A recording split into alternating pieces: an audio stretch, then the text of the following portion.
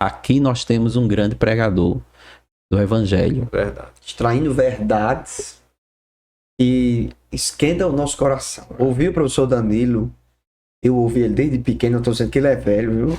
Mas eu, bem jovem ali no setor 35, me trazia sempre essa memória de uma boa exposição das Sagradas Escrituras. Assim como o pastor Kleber Maia. Pastor Kleber Maia também, Irmão o autor do livro Clauber, que você falou, o seu irmão, pastor Clauber. Trazendo para o nosso contexto mais potiguar, né? São grandes pregadores do evangelho. Pregadores bíblicos, né? Cristocêntricos, compromisso com a palavra de Deus, certo? São pessoas que, ao ver no cartaz de determinado evento, você descansa e diz: ali realmente vai ter uma mensagem santa. Eu vou citar por fim um que foi meu pastor, o pastor Elienay Moreira. Elienay, um grande pregador do evangelho. Pastor Elienay Moreira. Eu não vi ainda alguém que tem uma vastidão de versículos bíblicos na sua mente como o pastor Elienay Moreira. Mas conectados, né? Versículos, a pregação mesmo, é um grande pregador que eu considero das escrituras aqui, pastor Elienay Moreira. Eu testifico isso também. E acrescento, não só um grande pregador, mas um grande pastor. É verdade. Porque eu tive o privilégio de ser a sua ovelha. Que também. Coisa maravilhosa. Bom, para a gente concluir, pessoal, já estamos encaminhando para o final.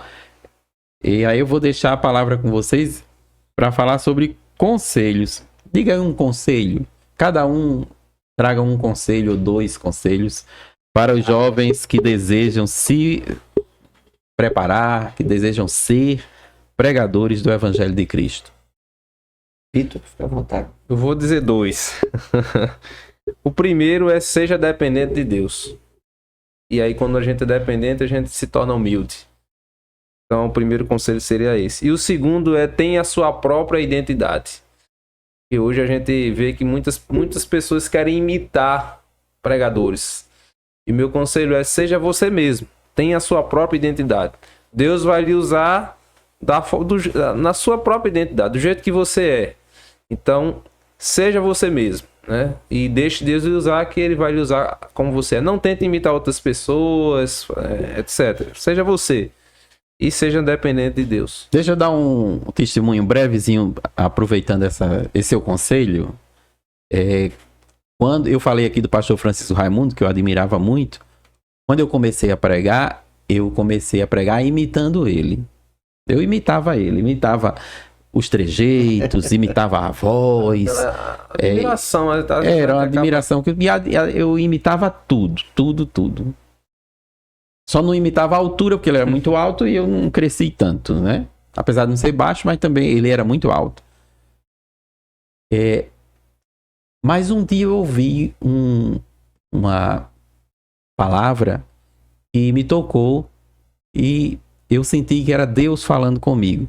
Era um testemunho que alguém contou, eu não me recordo exatamente se foi o pastor Po Yong-Chu que disse que fez uma oração querendo ser um Billy Graham, né? Mas tem essa história, eu não sei exatamente se era o Po Yong-Chu ou era outra pessoa, mas Senhor, eu queria ser um Billy Graham, eu queria ser como Billy Graham. E aí Deus respondeu para ele: eu já tenho um Billy Graham, eu quero um Po Yong-Chu. Ou seja, seja você mesmo. E aquela mensagem me tocou e eu disse: nunca mais eu vou imitar o pastor Francisco Raimundo. Eu vou ser autêntico. Então, perfeito esse seu conselho.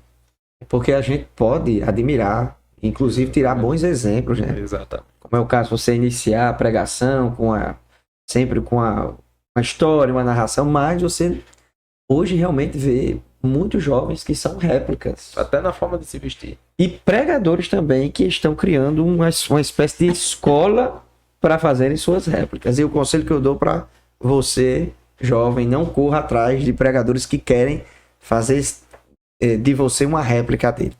Mas eu também tenho um conselho para os jovens pregadores. O primeiro deles é: antes de distribuir o pão, seja nutrido por ele. Billy Graham, ele tinha uma frase, né? Quando perguntaram ele quais, eu não sei se está em algum livro, mas eu lembro dessa frase que me marcou muito. quais eram as suas maiores tentações. E ele disse, a minha maior tentação foi alimentar as pessoas e esquecer, em um determinado período da minha vida, de me alimentar.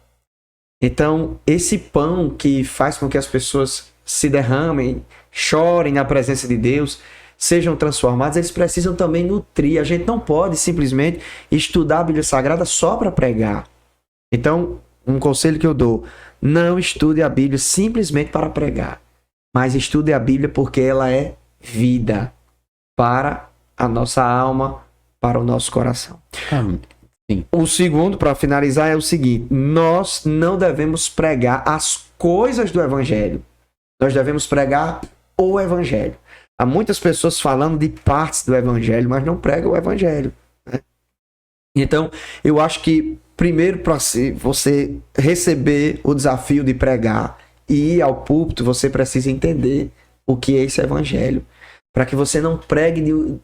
Ou, por exemplo, alguém pode pregar e falar muito bem de um apartamento, né? Um corretor, olha, esse apartamento é muito bom. Aqui, agora é diferente se esse corretor também morar em uma das unidades desse apartamento. Olha, eu estou dizendo que aqui é bom porque eu moro aqui. Então, o jovem pregador ele tem que saber que ele não vai para o púlpito simplesmente vender uma coisa que ele não conhece.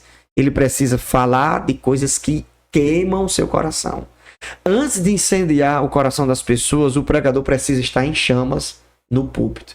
E é o meu conselho para que a gente não tenha uma geração superficial, desnutrida e que simplesmente ao final vê uma boa quantidade de pessoas se prostrando, adorando a Deus, ele esteja numa crise de fé porque não alimentou a sua alma da verdadeira água e da verdadeira comida. Vou apenas fazer uma citação final do pastor Gilton Moraes, que ele diz assim: pregadores negligentes têm ouvintes indolentes.